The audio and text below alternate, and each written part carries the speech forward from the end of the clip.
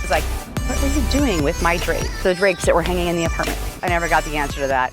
Hi, this is Carrie from Sky Properties, and today you asked me, why do I need signage? Well, for all kinds of reasons. Pole safety signs, you want to have those up. You can be written up by the health department if they don't exist. Wet floor, if you're mopping an area that could be slippery, or if it rains and it gets onto tile and it's slippery, then you want to put signs up. Camera signs used to be a thing where you would put up signs if you had cameras at your building. I'm not sure you need those anymore.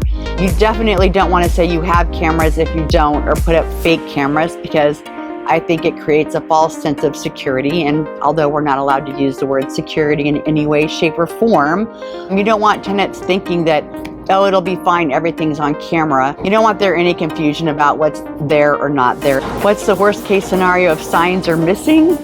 For instance, jacuzzis are very hot and maybe you have small children playing in the very hot jacuzzi, which is truly not good for them. You don't want that, and that could be considered a liability. Or instead of the 6 people that your spa fits, there's 20 people in there and there's no rules posted and someone gets hurt or drowns. You definitely want to have signs up. And I will tell you from personal experience, you absolutely, positively never want to tow a car without a tow-away sign, because you will never, and I mean never, see a tenant madder than when you tow their car. Also, if you want the LAPD to be able to get into your building, you have to post something saying it's okay for them to do so.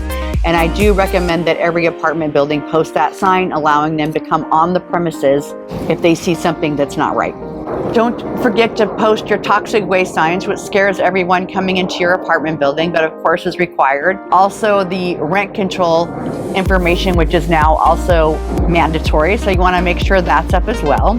I like to put up signs on my management sign that says there's no leasing office on site if there is no actual leasing office. That's important because if someone comes to the building with a disability and you have steps and they think there's a leasing office on site, you could be sued for that, and we were, even though the building was grandfathered into 1985 and never needed ramps or elevators or anything like that. It didn't stop us from getting sued.